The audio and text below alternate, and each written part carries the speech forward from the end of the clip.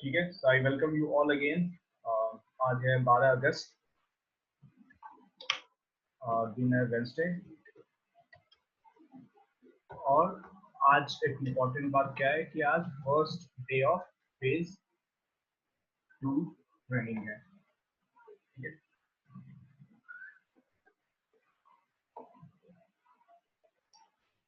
अब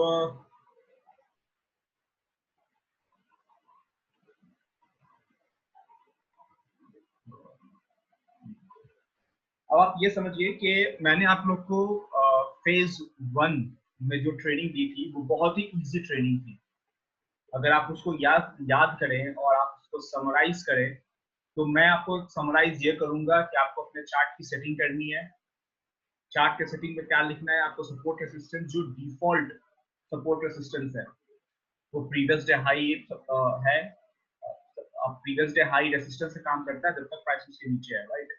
मैं फिर से डीप में नहीं जाऊंगा। जो इंपॉर्टेंट लेवल्स है, सपोर्ट रेसिस्टेंस की बात नहीं करेंगे, हम बात करेंगे कि जो हमारे इंपॉर्टेंट लेवल्स हैं वो क्या क्या है। Previous day high, previous day लो, कैमरिला का R3 लेवल एंड कैमरिला का S3 लेवल एंड EMA21, इनके बेसिस पे हम ट्रेड इनिशिएट करते हैं।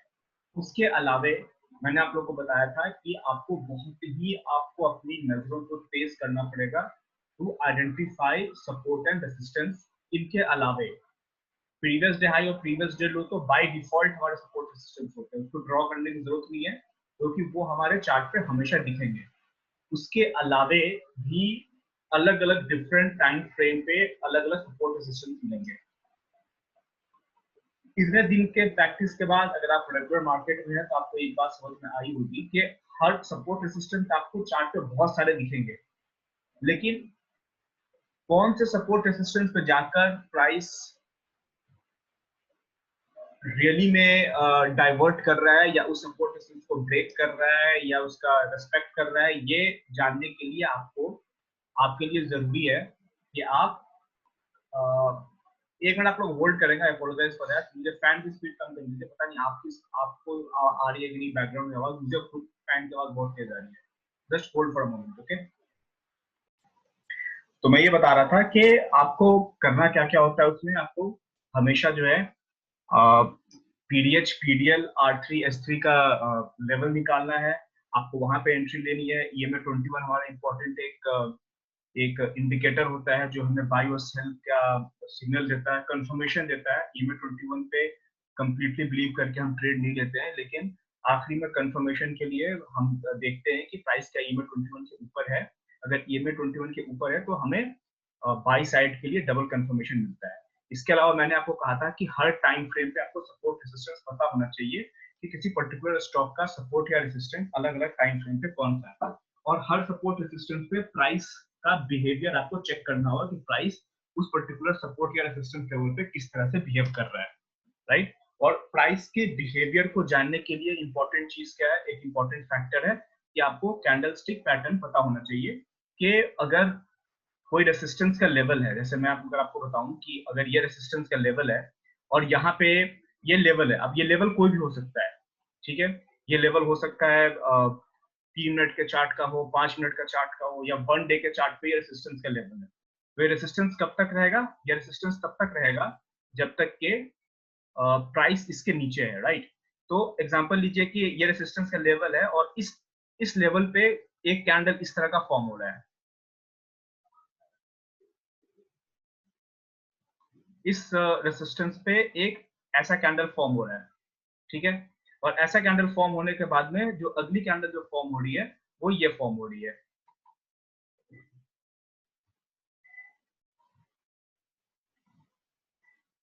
एक ऐसी कैंडल फॉर्म हो रही है। तो ये आपको समझ में आ रहा है कि ये अगर रेसिस्टेंस का लेवल था और ये रेसिस्टेंस का लेवल अगर किसी भी टाइम फ्रेम में हो और ऐसी कैंडल फॉर्म हो रही है, तो अकॉर्डिंग टू कैंडलस्टिक पैटर्न ये प्राइस का रिजेक्शन दिखा रहा है, राइट। और उसके बाद में जब प्राइस इसके नीचे निकल जाए तो कंफर्मेशन आ गया कि अब प्राइस इसके नीचे की तरफ ही मूव होगा।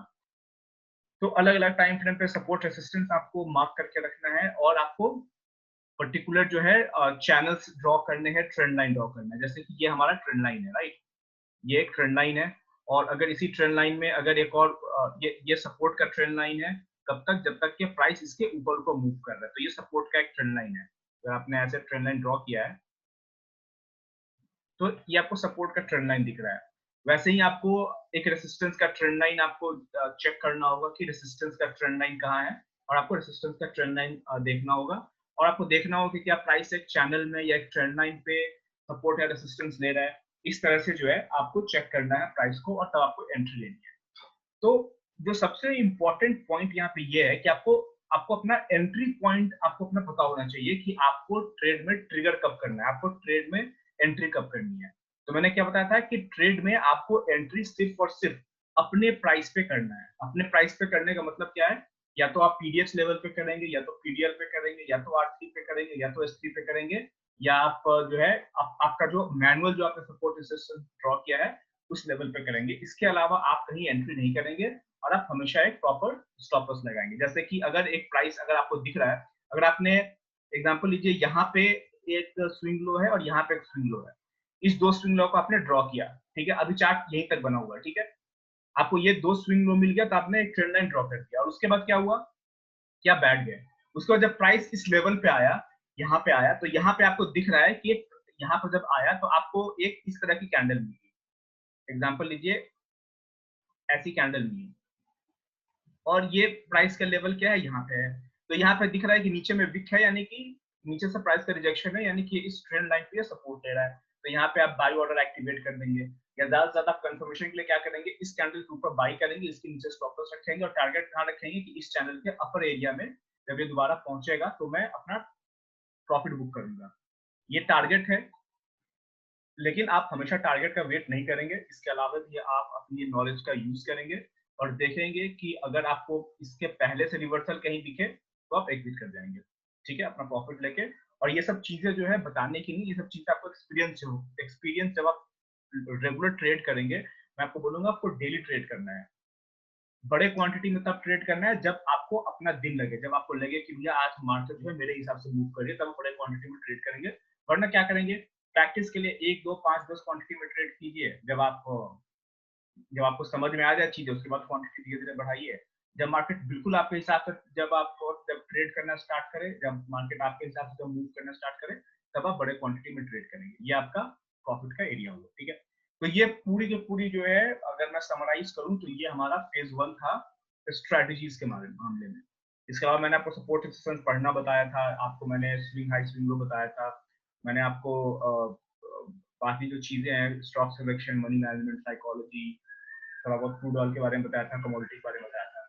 तो इतना जानने के बाद में अगर आप लोग रेगुलर ट्रेड करेंगे तो आप देखेंगे कि अगर आप आंख बंद करके भी ट्रेड करें कि भैया चलो एक काम करते हैं, मुझे मेरा यही एंट्री पॉइंट है, पीडीएच ही मेरा एंट्री पॉइंट है, जब तक पीडीएच को ब्रेक नहीं करेगा मैं जो है एंट्री नहीं दूंगा, या आर3 के ऊपर जब निकल जाएगा, अगर सपोज कीजिए कि यही लाइन जो है आपकी पीडीएच या आर3 की लाइन है, आप बैठे हुए हैं कि जब तक इसके ऊपर ब्रेक ना करे, रिटेस्ट के ऊपर ना जाए, मैं बाई की एंट्री नहीं दूंगा। या एग्जांपल लीजिए, ये आपकी जो है पीडीएल या एस3 की लाइन है, आप बैठे हुए कि मैं सेल की एंट्री तभी लूंगा जब ये इसको ब्रेक करे, रिटेस्ट के नीचे जाएगा तब मैं लूंगा, वरना मैं एंट्री नहीं लूंगा। मार्केट को मैं बाहर बैठ के ऑब्जर्व करूंगा। नहीं, ट्रेड करना भी एक ट्रेड होता है। मैं बाहर बैठ कर ऑब्जर्व करूंगा, अगर मुझे लगेगा तो मैं एंटर करूंगा, और अगर मेरे हिसाब से प्राइस मूव नहीं करेगा तो मैं एंटर नहीं करूंगा। तो ये सब चीजें मैंने आपको बताई थी। इसके बाद मैंने कहा था कि आप प्रैक्टिस कीजिए। इतना जो फेज 1 है, अगर ये आप अच्छे से फॉलो कर लेते हैं, इसको आप अच्छे से कंप्लीट करते हैं, तो फेज 2 में कोई बहुत जो है, फेज 2 की चीजें बिल्कुल अलग है। फेज 2 में ट्रेडिंग से ज्यादा जो है रीजन पे या वजह पे हम बात करेंगे कि आखिर जो है मार्केट ऐसे मूव कर क्यों रहा है, ठीक है। लेकिन ओवरऑल प्रॉफिट बनाने के लिए इतनी स्ट्रेटजी बहुत है। स्टॉप लॉस के साथ आप ट्रेड करेंगे तो आपको प्रॉफिट होगा, ठीक है। उसके अलावा अब मैं फेज 2 का जो है सिलेबस स्टार्ट करता हूँ। ये समरी थी फेज 1 की, ठीक है। तो मैं आपको बताऊंगा, एक एक मैं पॉइंट लिखूंगा जो कि बहुत इंपॉर्टेंट है, थोड़ा स्लो चलेगा लेकिन बेयर विद मी। मैं बोल रहा हूँ कि success in trading comes through a process of learning. मैं फिर से बोलूंगा कि जो लर्निंग होगी ना आप लोग की, जो रियल लर्निंग है, वो स्टार्ट होगी जब आपका ट्रेनिंग खत्म हो जाएगी, तब जब आप खुद मार्केट में जंप करेंगे, तब आपको आपकी रियल लर्निंग शुरू होगी। ये एक तरह से जो चीजें आप अभी सीख रहे हैं, ये वैसे ही सीख रहे हैं जैसे आप स्विमिंग पूल में तैरना सीखना चाहते हैं, लेकिन आप जो है स्विमिंग पूल में उतरने के बजाय स्विमिंग पूल की किताब पढ़ रहे हैं। तो ऑफ कोर्स आपको स्विमिंग पूल में जाने के पहले आपको पता होना चाहिए कि आपके सेफ्टी इक्विपमेंट क्या-क्या है, पूल्स में उतरने के बाद में उसके रूल्स क्या-क्या है, आपके पास में कैप होना चाहिए, आपके पास में ग्लास होना चाहिए, ठीक है? आपको बेसिक अंडरस्टैंडिंग होनी चाहिए, आपको पता होना चाहिए कि वाटर में क्लोरीन कितना है, ठीक है? आपको अपने सेफ्टी के बारे में पता होना चाहिए। लेकिन जो रियल लर्निंग आपकी शुरू तब होती है जब आप पूरा कॉस्ट्यूम पहन के स्विमिंग के रूल्स को जान के आपको जो मुझे लगता है आर्किमिडीज का जो प्रिंसिपल है जिसके हिसाब से एक कोई भी ऑब्जेक्ट पानी के ऊपर में तैरता है या डूबता है, वो थ्योरी आपको पता है। आपको पता होना चाहिए कि जब आप तैर रहे हैं तो मेक श्योर कि आपका हेड जो है पानी के ऊपर है। तो ये सब चीज थ्योरेटिकल है जो आपको जानना जरूरी है before you jump into the pool. लेकिन एक बार जब पूल में आप जब आप चले जाते हैं उसके बाद आपकी नॉलेज, आपका एक्सपीरियंस ही आपके काम आएगा कि आप कितना ज्यादा टाइम जो है पूल में में स्पेंड करते हैं, कितना ज्यादा टाइम आप पूल में बिताते हैं। अब एग्जांपल लीजिए, आप फेज 1 में सीख ले, फेज 2 भी सीख ले और ट्रेडिंग कभी करे ही नहीं, तो आप तो नॉलेज आपको तो बहुत हो जाएगा सब चीज का, लेकिन रियल मनी आप जो है रियल हॉट मनी आप कभी नहीं बना पाएंगे। उसका रीजन क्या है कि आपने प्रैक्टिस ही नहीं किया है। तो मेक श्योर कि आपको जब भी टाइम मिले आप प्रैक्टिस करें। और कई बार तो आपका ऐसा ऐसा होगा कि आपको प्रैक्टिस करने के लिए बहुत हाई फाई सिस्टम की जरूरत भी नहीं है। आप कई बार फोन में भी बैठ के देख रहे हैं, आपको बिल्कुल ऑब्वियस सा सपोर्ट सिस्टम दिख रहा होगा और आप वहीं से बैठे बैठे ट्रेड एग्जीक्यूट कर सकते हैं। लेकिन ये आप अभी नहीं करेंगे। जब आपको एक्सपीरियंस ज्यादा हो जाएगा, आपको फोन में भी चीजें दिखने लगेंगी और आप उस टाइम में भी ट्रेड कर सकते हैं छोटे क्वांटिटी के साथ में। आप उस टाइम आप पूरा फुल फ्लेज ट्रेडिंग नहीं करें तो ऑफकोर्स जितना आप ट्रेड करते हैं उसका 25-30% क्वांटिटी में ही आप ट्रेड करेंगे और आप अच्छा प्रॉफिट बना सकते हैं। So this is the beauty of trading कि आप कहीं से भी बैठे बैठे आप ट्रेड कर सकते हैं। मेरे कुछ ऐसे दोस्त हैं जिनके साथ मैंने अपने करियर की शुरुआत की थी। वो लोग ऐसे हैं, वो लोग ड्राइव करते करते भी उनको कुछ चीज दिख जाती है तब वो ट्रेड कर लेते हैं।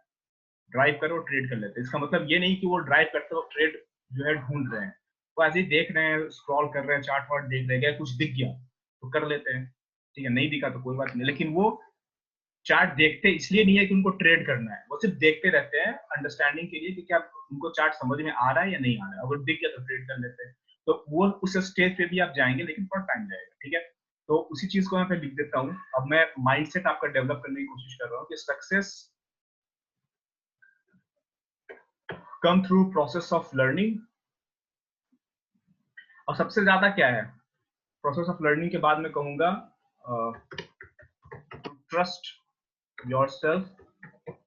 आपको अपने आप पे यकीन होना चाहिए कि आप जो सीख रहे हैं, आपकी जो नॉलेज है वो काम करती है मार्केट में। क्योंकि अभी जब जैसे जैसे ट्रेडिंग सेशन आगे बढ़ेगा वैसे वैसे हम देखेंगे कि लाइव मार्केट में कैसे, लाइव मार्केट में भी जब अगर टाइम मिला तो हम लोग क्लास लेंगे, या फिर ऐसे भी जब थ्योरी क्लास को जब प्रैक्टिकल क्लास करते हैं तो हम देखेंगे कैसे कैसे जो है मार्केट बिल्कुल हमारे हिसाब से चल रहा है। अब क्वेश्चन ये उठेगा क्या मार्केट 100% हमारे हिसाब से चलेगा? नहीं चलेगा। 50% चलेगा? बिल्कुल चलेगा। लेकिन मैं कहता हूँ कि 50% ना चले, 5% ही चले। तो आपको क्या करना है as a inform trader, as a trend trader, आपको 95% ऑफ द टाइम ट्रेड नहीं करना है। ये करना भी है तो सिर्फ सीखने के लिए, अपने स्ट्रैटेजीज को सीखने के लिए आपको करना है, वरना नहीं करना है। मार्केट समझ में कब आ रहा है, मार्केट आपके हिसाब से कब चल रही है, 5% ऑफ द टाइम तब आपको ट्रेड करना है, यस तब करना है और आपको प्रॉफिट बुक करना है। लेकिन इतना बुरा रेशियो नहीं होगा। मैं आपको बताता हूँ अपने एक्सपीरियंस है कि market 70 to 75% of the time आपके हिसाब से ही चलेगा। इसमें बुद्धिमानी ये है कि जब मार्केट आपके हिसाब से ना चले तो आप ट्रेड ना करें, ठीक है? जबरदस्ती जो है मार्केट को समझने की कोशिश ना करें। कई बार ऐसी चीजें होती है जो समझ में हमारे नहीं आती है तो हम उस चीज को सीधा स्किप कर देते हैं, ठीक है? तो success come through the process of learning to trust yourself as you operate within an। ये मैंने एक बुक से लिया है, ये लाइन मुझे अच्छी लगी इसलिए मैंने इसको नोट कर लिया, इसलिए मैं देख देख कर टाइप कर रहा हूँ, ठीक है?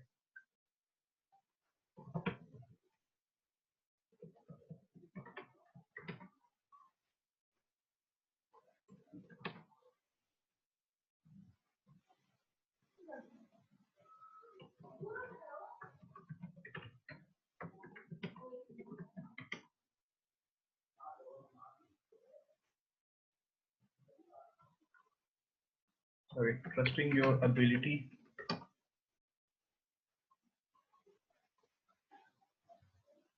to make efficient decision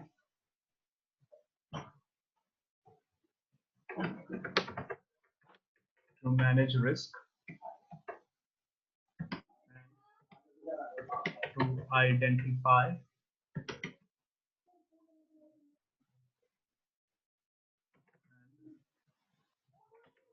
manage opportunity. Success comes through the process of learning to trust yourself as you operate within an environment of uncertainty, trusting your ability to make efficient decisions, to manage risk, and to identify and manage opportunity. इसका मतलब ये है कि आपको है अपने ऊपर यकीन होना चाहिए कि आपको जो प्राइस एक्शन आता है, जो आपने सीखा है, उसके हिसाब से ही मार्केट चलेगी। और जैसे कि मैंने बताया, जैसे एग्जांपल लीजिए, आप लोगों में से बहुत लोग ये कहते हैं या ऐसा सोचते होंगे कि सर देखिए यहाँ तक जो है, मान लीजिए आपको एक प्राइस चलता हुआ दिख रहा है, तो आपको 2 स्विंग लो मिला, आपने क्या किया कि इस 2 स्विंग लो को ऐसे करके एक ट्रेंड लाइन ड्रॉ कर दिया, ठीक है। अब आप बैठे हुए हैं मार्केट में और आपको अब जो है, अब ये ट्रेंड लाइन आपने ड्रॉ किया, इसके बाद का प्राइस आपको नहीं पता है। उसके बाद क्या होता है, प्राइस ऐसे ऐसे चलने लगती है और अब यहाँ पे प्राइस आ गई। तो आप देखेंगे कि जब यहाँ पे जब प्राइस अब है, तो यहाँ पे सारे इंडिकेटर, दुनिया के जितने इंडिकेटर है, सब के सब इंडिकेटर की बात कर लो, कहेंगे कि यहाँ पे सेल बनता है। लेकिन as a price action trader आपको क्या पता है कि ये देखो कि ये दो जो स्विंग लो आपको मिला था, उसको ऐड करने पर एक ट्रेंड लाइन आपने बहुत पहले बना दिया था, यहीं पे बना दिया था, इस लेवल पे बना दिया था। प्राइस जो है इस ट्रेंड लाइन पे अब आ रहा है, तो पूरी दुनिया, जो पूरे जो इंडिकेटर बेस्ड ट्रेडर है, वो यहाँ पे क्या करेंगे, सेल करेंगे। और आप क्या करेंगे, यहाँ पे बाई करेंगे, क्योंकि आपको दिख रहा है कि ये जो है एक ट्रेंड लाइन है और इस ट्रेंड लाइन पे भी सपोर्ट ले सकता है। और यहाँ पे जैसे कैंडल स्टिक पैटर्न हमें कंफर्मेशन दे कि यस ये सपोर्ट होने की संभावना है, आप यहीं पे बाई करेंगे और इसके नीचे का स्टॉप लॉस लगा देंगे। तो क्या हुआ, सारे लोग यहाँ पे सेल कर रहे होंगे जो इंडिकेटर बेस्ड ट्रेडर है, और आप क्या कर रहे हैं, यहाँ पे बाई कर रहे हैं। तो आपको अपने ऊपर यकीन होना चाहिए, क्योंकि अब यहाँ पे क्या होगा कि यहाँ पे अब प्राइस ऊपर जाएगा कि नीचे जाएगा, ये तो मुझे भी नहीं पता है। अभी तक चार्ट, अभी मैंने कुछ लाइन भी ड्रॉ नहीं किया, हो सकता है ये नीचे आ जाए और आपका ब्रेक कर दे, आपका स्टॉप लॉस हिट कर दे। इट्स फाइन, क्योंकि आप जब यहाँ पे ट्रेड इनिशिएट कर रहे हैं, तो आपको अपना स्टॉप लॉस पता है कि कहाँ पे आपका स्टॉप लॉस होगा, इस एरिया के नीचे में स्टॉप लॉस होगा। बिल्कुल ये एक लाइन ड्रॉ करेंगे आप, एक परफेक्ट, अगर देखें तो यहाँ पे आएगी और इसके नीचे आप स्टॉप लॉस लगा देंगे। आपका स्टॉप लॉस हिट होता है तो अच्छी बात है, कोई दिक्कत नहीं, आपको छोटा लॉस होगा। लेकिन अगर नहीं हिट होता है, अगर ये लिटरली जो है, जो यहाँ पे अनसर्टेनिटी है, जैसे यहाँ पर ये सपोर्ट लेके ऊपर जाने लगेगा, आपका स्टॉप लॉस हिट नहीं हुआ, तो आपका प्रॉफिट लंबा होगा, स्टॉप लॉस छोटा है। तो इस तरह से आपको अपने डिसीजन मेकिंग को, अपने एफिशिएंट डिसीजन मेकिंग को रोज जो है शार्पन करना होगा, डेली प्रैक्टिस करना होगा, अपॉर्चुनिटी ढूंढनी होगी और ट्रेड करना होगा। इसके लिए आपको क्या करना होगा, आपका माइंड काम होना चाहिए, ठीक है। आपके पास में बहुत ज्यादा इन्फॉर्मेशन नहीं होनी चाहिए कि आप जो है पूरी दुनिया के, जैसे मैंने देखा है कि बहुत सारे लोग टिप्स प्रोवाइडर के चक्कर में पड़े होते हैं, क्या बाई करना है, क्या सेल करना है। भाई आप टिप्स प्रोवाइडर के चक्कर में क्यों पड़ रहे हो? जो जो प्राइस एक्शन है वो सबके लिए सेम होता है, और आपको बेसिक प्राइस एक्शन आता है। बस बस आपको जरूरत है इस बात की कि आपको अपने नॉलेज पे थोड़ा सा यकीन हो जाए कि भैया देखो, मैंने जो सपोर्ट सिस्टम ड्रॉ किया है विदाउट एनी इंडिकेटर, मैं उसी पर ट्रेड करूंगा। अब सवाल उठता है कि मान लीजिए यहाँ पे प्राइस आया ही नहीं, आपने ये ट्रेंड लाइन आपने ड्रॉ किया था और इसके बाद में प्राइस ऐसे भाग जाता है, ये यहाँ आया ही नहीं, तब आप क्या करेंगे? सिंपल, ट्रेड नहीं करेंगे। ठीक है, ट्रेड करना कोई जो है कंपल्सरी तो है नहीं कि आप ट्रेड करेंगे ही करेंगे। उसके अलावा हमारे स्टॉक मार्केट में 2000 से ज्यादा शेयर है, ठीक है, जिसमें से इंट्राडे में ट्रेडेबल शेयर मोर देन 500 है। मोर देन 500 में ज्यादा बोल दिया, इंट्राडे में ट्रेडेबल शेयर 300 तो है ही, जिसमें ठीक ठाक वॉल्यूम होता है इंट्राडे में ट्रेड करने लायक। तो आप उसमें ट्रेड करेंगे, आप एक ही इसके चक्कर में तो नहीं पड़ेंगे ना। अगर आपके पास में 10 स्टॉक है और 10 में अपना सपोर्ट रेजिस्टेंस ड्रॉ करके रखा हो, तो 10 में से 2 में तो एंट्री मिलेगी ना। आप 2 में से प्रॉफिट लेंगे और 2 में ट्रेड लेंगे, और आपको जो भी प्रॉफिट लॉस होगा उसको हंसी खुशी लेकर बाहर निकल जाएंगे with proper risk management and money management and psychology, ठीक है। अब मैं लिखूंगा नहीं, मैं कुछ चीजें बोल देता हूँ, क्योंकि since you have recording with you, तो आप इसको रिकॉर्डिंग में जब आप देखेंगे तो आपको समझ में आ जाएगा, ठीक है। तो एक अगली अगली जो बात मैं वो बोल रहा हूँ, मैं लिख लिया, मैं बोल दे रहा हूँ, ये जो पॉइंट मैंने लिखा हुआ है वो है कि most of the trader focus more on strategy and skip this point. ये लाइन मैंने इसलिए लिखी है क्योंकि ज्यादातर लोगों को क्या लगता है कि लोगों को लगता है, जैसे मैं आपको बताता हूँ, मेरे अभी इस ग्रुप में भी बहुत सारे लोग ऐड हुए हैं, नए, आप लोगों ने देखा होगा, जिन्होंने मेरे साथ में लाइव ट्रेनिंग नहीं की है। उनको मैंने सिर्फ रात की रिकॉर्डिंग दी है फेज 1 के लिए, और फेज 2 के लिए मैंने उनको कहा है कि आपको लाइव क्लास मिलेगी, ठीक है। तो उन लोगों को क्या लगता है कि सर आप क्या, आप ना, मैं आपको मैं आपको नाम रिवील नहीं कर सकता, लेकिन मैं बता रहा हूँ कि वो लोग क्या बोलते हैं, सर आप स्ट्रैटेजी की सीधा वीडियो भेज दो ना, सिर्फ कि वो लोग मेरे से लाइव क्लास ले नहीं रहे, वो खुद बोले कि मुझे रिकॉर्डिंग दे दो क्लास की फेज 1 की, और फेज 2 में मैं लाइव आ जाऊंगा, ठीक है। तो वो लोग बोलते हैं कि भैया आप आपका जो सर जो मेन क्लास है ना एंट्री एग्जिट की, उसका सिर्फ वीडियो दे दो और मैं फेज 2 ज्वाइन कर लूंगा, मेरे पास वो वीडियो देखने के भी टाइम नहीं है।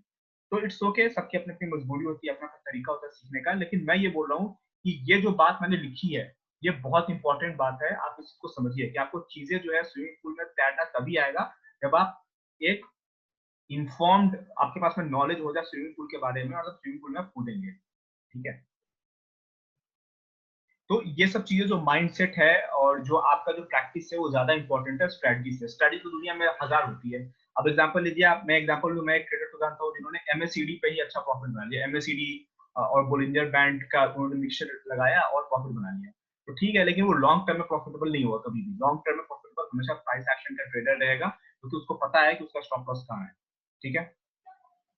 और मैं आपको बताऊं कि अगर आपको कभी मौका मिला, आप लोगों से किसी को भी मौका मिले प्रोफेशनल ट्रेडिंग डेस्क पे जाने के अंदर सेंस कभी मौका मिले कि भैया कोई बोले कि ये एक प्रोफेशनल ट्रेडिंग डेस्क है, यहाँ पे लोग बैठकर ट्रेड करते हैं, एक साथ 100 50 10 20 जितने भी लोग हैं, मतलब 10 से ज्यादा लोग ट्रेड करते हैं बैठ के, वहां पे जाने का मौका मिले, और अगर वो रियल प्रोफेशनल ट्रेडर है तो आप देखेंगे कि उनमें से कोई भी प्रॉफिट की बात नहीं कर रहा होगा। मैं आपको बता रहा हूँ, उनमें से कोई भी प्रॉफिट की बात नहीं कर रहा होगा। सारे का सारे प्रोफेशनल ट्रेडर जो है वो बैठ के अपने रिस्क की बात कर रहे हैं। जो स्टॉप लॉस नहीं यूज करते वो रिस्क वर्ड यूज करते हैं कि यहाँ पर रिस्क मेरा क्या है, ठीक है। और जो नेसेंट स्टेज के ट्रेडर होते हैं, जिन्होंने अभी ट्रेडिंग की होती है, वो 10,000 से ट्रेड करते हैं, 2,000 प्रॉफिट बना लेते हैं, फॉलो कर लेते हैं ऊपर, बोलते हैं भैया मेरे से बड़ा तो वॉरेन बफेट कोई है ही नहीं। अगर उनसे यही सिर्फ पूछ दो कि भैया एक काम करो, जब आपने ट्रेड इनिशिएट किया था उस वक्त आपका रिस्क कितना था, उनको पता ही नहीं होता है, ठीक है। तो मेक श्योर कि आप एक प्रोफेशनल ट्रेडर बने, मेक श्योर कि आप प्रॉफिट पर ध्यान ना दें, आप हमेशा रिस्क कैलकुलेट करें, अपना कैलकुलेटेड रिस्क ले, और आपको डेली ट्रेड करना है, आपको बुढ़ापे में भी ट्रेड करना है, आपको अगली जनरेशन को भी ट्रेडर बनाना है, अगली जनरेशन को भी इन्वेस्टर बनाना है। तो मेक श्योर के उसके लिए आप खुद जो है डिसिप्लिन को फॉलो करें, ठीक है। इस तरह की हरकत बिल्कुल भी ना करें, ठीक है। हाँ, अब मैं आगे का जो ट्रेनिंग सेशन है उसके बारे में कुछ बता दूं कि मोस्ट ऑफ द टाइम जो फेज 2 की जो ट्रेनिंग है उसमें जो है हम टाइम फ्रेम यूज करेंगे, ये मैं बता चुका हूँ, फिर बताता हूँ। जो टाइम फ्रेम हम यूज करेंगे टू, उसमें लिख देता हूँ, to identify support and resistance. हम जो टाइम फ्रेम यूज करेंगे वो 15 मिनट्स और 30 मिनट्स का यूज करेंगे। तो ये हमारा टाइम फ्रेम होगा। 1 डे के टाइम फ्रेम पे इंट्राडे ट्रेड करने के लिए 1 डे का टाइम फ्रेम लेना बहुत जरूरी नहीं है। वैसे 1 डे का टाइम फ्रेम के लिए जो सपोर्ट रेजिस्टेंस होता है वो पीरियड होता है मोस्ट ऑफ द टाइम, क्योंकि हमारे चार्ट पे ऑलरेडी ड्रॉ हुआ है, अगर आप उसको यूज करना चाहें तो, ठीक है। जो कई बार आपको यूज करना पड़ेगा, इसीलिए फेज 1 भी इंपॉर्टेंट है सीखना। तो ये है। और जो है एनालिसिस जो हम करेंगे, एनालिसिस करने का जो टाइम फ्रेम है वो हम यूज करेंगे, that we will use for 3 minutes time frame. और एंट्री, जो हम एंट्री जो जब हम करेंगे तो 1 मिनट के टाइम फ्रेम को देखकर हम एंट्री करेंगे, टू मेक श्योर कि हम बिल्कुल सही जगह पे एंट्री ले रहे हैं। हम एंट्री जो है ऐसी जगह पे ले रहे हैं जहाँ पे हमारा स्टॉप लॉस छोटा है, ठीक है। ये बताना था हमें, मुझे आपको। अगला पॉइंट मैं आपको बताऊंगा कि ये जो ट्रेनिंग सेशन है, जिसमें जो फेज 2 का ट्रेनिंग सेशन है, उसमें हम रियल जो प्रॉफिट लॉस जो है कि आप यहाँ पे बाई कर लो, यहाँ पर सेल कर दो, ठीक है, आपका प्रॉफिट हो जाएगा, या फिर जो भी जो है मनी ओरिएंटेड जो चीजें हैं, उससे ज्यादा हम फोकस करेंगे वाई पे, ठीक है। मैं यहाँ पे लिख देता हूँ, we will question every price movement. हम हमेशा जो है हर प्राइस मूवमेंट को क्वेश्चन करेंगे कि ये आखिर हुआ क्यों। अगर निफ्टी आज गैप डाउन ओपन हुआ और उसके बाद ऊपर आ गया फिर नीचे चला गया, तो आखिर वो ऐसा हुआ क्यों। तो हम हमेशा जो है हर जो है प्राइस मूवमेंट को क्वेश्चन करेंगे, और हम सीखेंगे, हम हर हर प्राइस को सीखेंगे या कि ऐसा हुआ क्यों। बाय पे ज्यादा फोकस करेंगे बजाय इसके कि हम जो है प्रॉफिट लॉस की बात करें, ठीक है। जब एक बार वाई पे आप फोकस कर लेंगे, आपको समझ में आ जाएगा कि आखिर क्यों ऐसा हो रहा है, तब आपको हर चीजें बहुत क्रिस्टल क्लियर समझ में आने लगेगी। और फेज 2 खत्म होते होते मैं इस बात की गारंटी देता हूँ, और आपके पास मेरी रिकॉर्डिंग भी रहेगी। अगर आप इनफ मेहनत करेंगे तो दुनिया का कोई भी चार्ट आप उठाएंगे तो आपको हर चीज समझ में आ जाएगा कि आखिर चीजें जो है इस तरह से मूव क्यों करती है। ठीक है, अगला मैं पॉइंट, तो मैं 2-3 क्वेश्चन लिख रहा हूँ यहाँ पे, जिसके बारे में आज हम डिस्कशन खत्म करेंगे कि व्हाट इज प्राइस, जो फर्स्ट टॉपिक आज हम डिस्कस करेंगे। ठीक है, दूसरा टॉपिक जो आज हम डिस्कस करेंगे वो है हाउ डज प्राइस मूव, और जो तीसरा टॉपिक जो हम डिस्कस करेंगे वो है what are the markets, market आखिर है क्या, मार्केट मार्केट होता क्या है। ठीक है, ये 3 टॉपिक आज हम डिस्कस करेंगे। ओके, तो कोई भी प्राइस आखिर किसे कहते हैं, प्राइस का डेफिनेशन जब आप पढ़ेंगे अलग अलग राइटर्स का या अलग अलग जो है पर्सपेक्टिव में, तो प्राइस का डिफरेंट का जो डेफिनेशन है वो अलग अलग आएगा, हर उसका जो है उसके बारे में अलग अलग जो है बात बताई गई है। लेकिन मुझे लगता है मैं जो प्राइस को जो मैं कहता हूँ, जो मैंने जो आइडेंटिफाई किया है वो ये है। मैं मानता हूँ कि कोई भी प्राइस आता है, जैसे एग्जांपल लीजिए, अगर अगर रिलायंस जो है अभी अभी अगर रिलायंस अगर एग्जांपल लीजिए 2200 पे चल रहा है, तो ये 2200 प्राइस रिलायंस का आया कैसे, वो इसलिए आया क्योंकि 2200 पे एक जो है ऑर्डर एग्जीक्यूट हुआ है। किसी ना किसी ट्रेडर को ऐसा लगा है कि 2200 रुपए पे रिलायंस को खरीदना अभी प्रॉफिटेबल है, क्योंकि प्राइस अभी 2200 से ऊपर जा सकता है, और किसी न किसी सेलर को ऐसा लगा है कि 2200 पे रिलायंस को सेल कर देना प्रॉफिटेबल है, क्योंकि प्राइस जो है 2200 के नीचे जा सकता है। ठीक है, जब एक बायर और एक सेलर आपस में मिलते हैं तो जो है एक एक ऑर्डर एग्जीक्यूट होता है और एक प्राइस बनता है, एक प्राइस जो है आपको चार्ट पे शो होता है। अगर ये ट्रेड ट्रेड जो है अगर एग्जीक्यूट ना हो तो फिर प्राइस आपको शो नहीं करेगा, नया प्राइस आपको शो नहीं करेगा, आपको पुराना प्राइस शो करेगा, जो जो पिछली बार एक बायर और एक सेलर बनने के मिलने से जो ट्रांजैक्शन हुई थी, जिस वैल्यू पे वो वैल्यू आपको शो करेगा प्राइस। ठीक है, तो ये प्राइस का डेफिनेशन है। Price is the level on which a buyer or a seller agrees to buy or sell the certain asset. वो एसेट कमोडिटी हो सकता है, स्टॉक हो सकता है, कुछ और हो सकता है। ठीक है, अब है कि प्राइस मूव कैसे करता है। तो प्राइस जो है अगर आप देखें कि मूव कैसे करता है, तो आप लोग देखे होंगे जिनके पास में जीरोधा का अकाउंट है, इसमें जो मैं जीरोधा इसलिए बोल रहा हूँ क्योंकि वो पर्टिकुलर वर्ड यूज होता है। दो जो है आपको प्राइस दिखता है, कोई भी जब आप प्राइस देखेंगे तो उसमें दिखेगा रिलायंस 2200 दिख रहा है यहाँ पे, तो जब आप उसको क्लिक करेंगे तो यहाँ पर दो वर्ड आपको दिखेंगे हमेशा, एक बिड दिखेगा और एक ऑफर दिखेगा। अगर रिलायंस 2200 है तो यहाँ पे हो सकता है कि बिड में आपको अब दिख रहा हो 21,000 2199, और ऑफर साइड में आपको दिख रहा हो 2201। अगर इस तरह का कुछ बिड और ऑफर आपको दिख रहा है तो अभी प्राइस 2200 दिख रहा है, इसका मतलब क्या है कि लास्ट ट्रांजैक्शन जो है वो 2200 पे हुआ था। अब अगला अगला जो है ये 2200 करंट मार्केट प्राइस है। अब अगला प्राइस जो है, जो सीएनपी जो करंट मार्केट प्राइस है, वो 2199 होगा या 2201 होगा, ये डिपेंड करता है कि अगली ट्रांजैक्शन कितने पे होती है। अभी जो है बिड प्राइस 2199 है। बिड कौन करता है, बायर बिड करता है। अगर आप बाई साइड जाना चाहते हैं तो आप ये कह रहे हैं कि मुझे 2199 पे मैं बाई करना चाहता हूँ, तो आप बाई कब करेंगे, जब कोई बेचेगा तब तो। लेकिन बेच कौन रहा है, जो बेचने वाले जो लोग हैं, जो ऑफर कर रहे हैं, वो 2201 रुपए पे कर रहे हैं, तो ट्रांजैक्शन यहाँ पे नहीं होगी। क्यों, क्योंकि बिड और ऑफर मैच नहीं कर रहा है। ये मैच कब करेगा, जब बायर्स यानी कि जो बिड साइड है वो 2201 पे आ जाए, या ऑफर वाले जो है वो जो है 2199 पे आ जाए, या फिर एक पॉइंट ये ऊपर चला जाए वापस 2200 पे और ऑफर वाला भी 2200 पे चला जाए, तो फिर से करंट मार्केट प्राइस 2200 पे जब दोनों मिल जाएंगे तो एक और ट्रांजैक्शन हो जाएगी 2200 पे।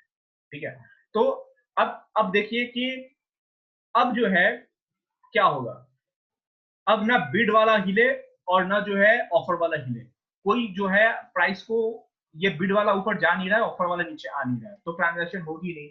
तो इसमें ऊपर या नीचे कौन जाएगा, ये ऊपर कब जाएगा और ये नीचे कब जाएगा, जिसको ज्यादा जरूरत होगी वही तो जाएगा ना। अब डिपेंड करता है कि अर्जेंसी किस तरफ, अर्जेंसी किसको है।